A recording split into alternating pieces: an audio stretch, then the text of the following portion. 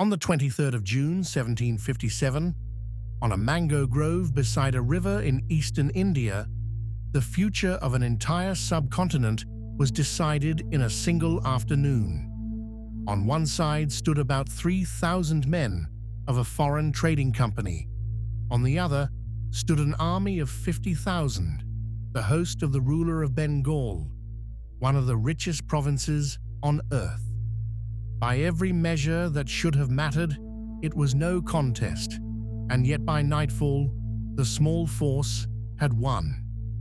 Not because it fought better, but because the battle had already been bought. The men who paid for it were not soldiers, and they were not British.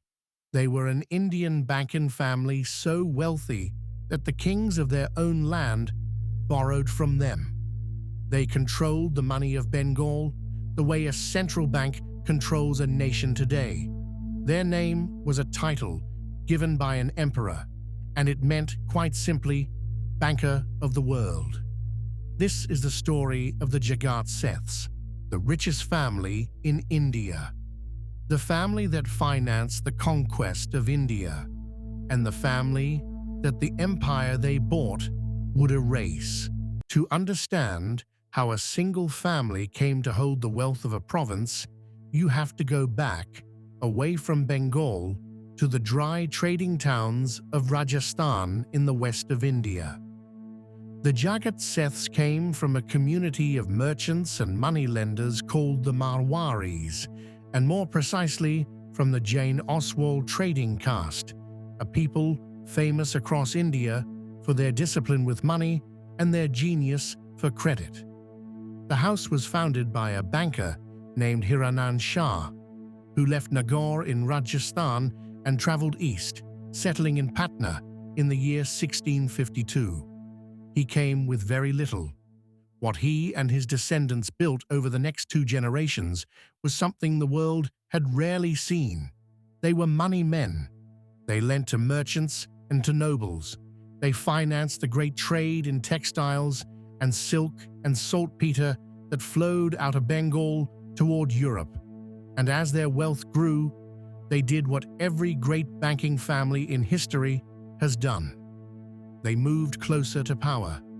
The turning point came in 1713. Hiranand's grandson, a banker named Manik Chand, used his fortune to back a prince in the brutal contest for the throne of the Mughal Empire, the vast Islamic state that ruled most of India. The prince, Farrukhsiyar, won, and in gratitude, the new emperor gave Manik Chand a title that no banker had ever carried before. He named him Jagat Seth, which means banker or merchant of the world. It was not just an honor, it was an announcement. The most powerful empire in India had just declared that this family was its banker. From their base in Murshidabad, the capital of Bengal, the Jagat Seths became something far larger than rich men. They became the financial machine of an entire province. They held a monopoly on minting the coins of Bengal, which meant the very money in people's hands passed through their house first. They banked the taxes of the empire. They moved the annual tribute that Bengal owed to the distant Mughal court in Delhi. When the ruler of Bengal needed cash, and rulers always need cash, he did not command it. He borrowed it from the Jagat Seths. Historians have compared the grip this one family held over the finances of Mughal India to the grip the Rothschilds would later hold over the finances of Europe. In their own time and place, the comparison may even understate it. There was no Bank of England in Bengal. There was the house of the Jagat Seths, and there was everyone else. So how rich were they? The honest answer is that the numbers from the 1750s are slippery, the way all numbers from that age are slippery. But the contemporary estimate that survives puts the family's wealth at around 140 million rupees. To grasp what that meant, you have to set it against the world that produced it. This was an age before modern central banking and before the great industrial fortunes of the 19th century. And in that world, popular accounts today reach for the only comparison large enough to make sense of it and place the family's fortune in the money of our time somewhere near $1 trillion. Some accounts went further still and claimed that the wealth of this single banking house exceeded the wealth of the entire British economy in the 1720s. We should be careful with a number like that. It is disputed, and it is impossible to verify across 3 centuries. But strip the headline away, and the underlying truth is not in doubt. In the middle of the 18th century, the most powerful private bank on earth was not in London, and it was not in Amsterdam. It was in a city most people in the West have never heard of, on the banks of a river in Bengal. That city was Murshidabad.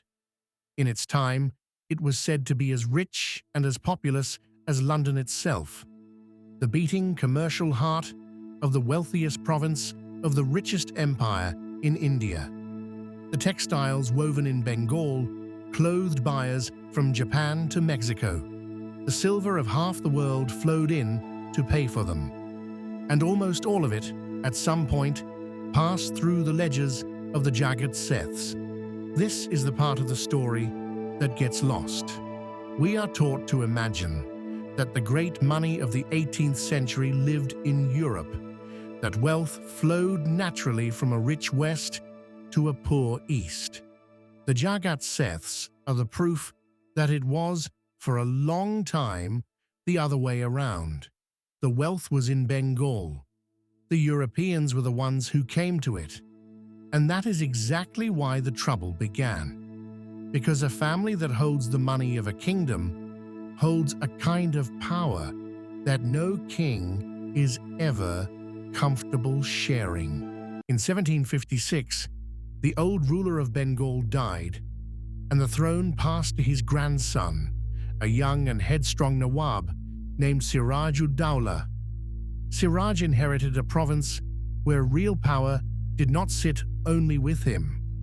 It sat partly with the great nobles of his court, partly with the foreign trading companies fortifying their warehouses along the river, and most of all, perhaps, with the bankers who held the purse strings of his state.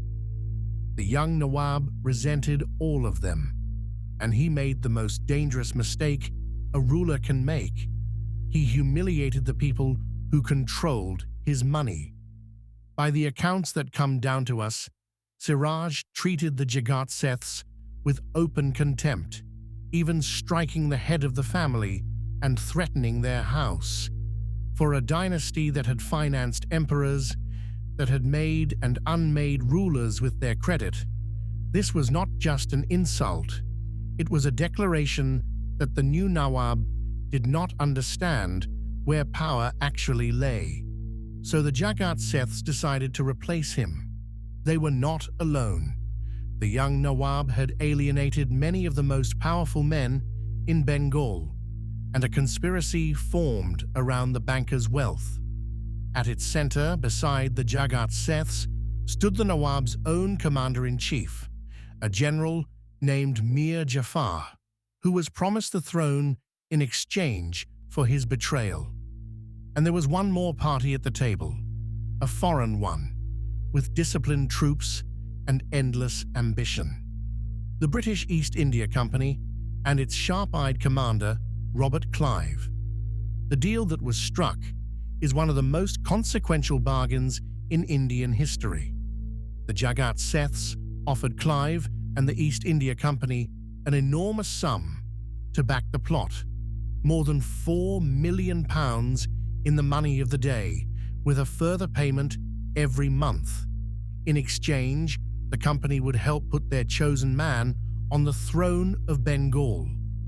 And so we come back to that mango grove on the river near a village called Plassey on the 23rd of June, 1757. On paper, it was a battle. In truth, it was the execution of a contract.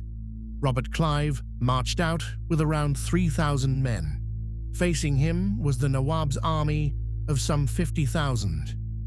But the Nawab's commander, Mir Jafar, had already been bought.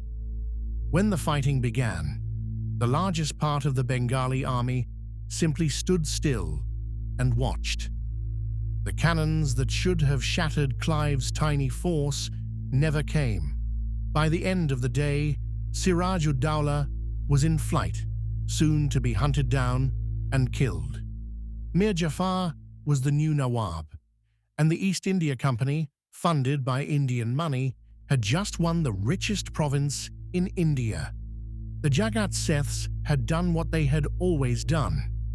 They had backed the winner, and they expected to remain what they had always been. The bankers of the world, only now with a more grateful ruler on the throne. They had no idea what they had actually unleashed. The company they had hired did not behave like the Nawabs they were used to. For centuries, the Jagat Seths had survived every change of ruler by making themselves indispensable. Whoever held the throne needed their credit, their coins, their networks. That was their armor. But the British had not come to borrow money in the old way. They had come to take the source of it. Within a few years, the puppet rulers the company installed began to fall out with their new masters, and Bengal slid into chaos and war. A later Nawab named Mir Qasim, desperate and cornered, turned on the bankers who had become symbols of the whole rotten bargain. In 1763, he had Jagat Seth Mehtab Chand and his cousin Swarup Chand seized. They were killed, and their bodies were thrown from the ramparts of Munger fort into the river below. It was a grim, almost unthinkable end for the heads of the greatest banking house in India. But the deeper death of the dynasty was quieter, and it came from the very people they had financed. As the East India Company tightened its grip on Bengal, it took control of the treasury and the mint, the two pillars on which the Jagat Seths' power had always rested. The company no longer needed an Indian banker to move its money or to manage the revenue of the province. It simply did those things itself. And a banking house, whose entire fortune was built on being indispensable, discovered the most dangerous truth in finance. They were no longer needed. The decline that followed was slow and almost merciful in its quietness, which somehow makes it sadder. The family that had financed emperors, that had bankrolled the conquest of a subcontinent, that had once held a fortune sum compared to the wealth of nations, faded year by year into irrelevance. The mint was gone. The tribute was gone. The rulers who had once begged for their credit were gone, replaced by a company that kept its own books. The Jagat Seths slipped from the center of history to its margins, and then off the page entirely. The last member of the family died in 1912. By then, there was no empire of credit, no monopoly on the coin of Bengal, no kings waiting in the antechamber. There was only a pension paid out by the British to the descendant of the family that had helped put the British in power. That is the whole arc in a single, brutal image. The dynasty that financed the conquest of India ended its days living on an allowance from the conquerors. The Jagat Seths believed what many of the richest people in history have believed.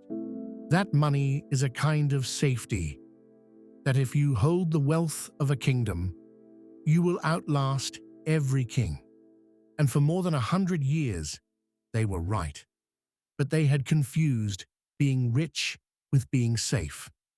In the end, the people they financed did not want to borrow their money. They wanted to become the bank. And when that happened, the greatest fortune in India was worth nothing at all.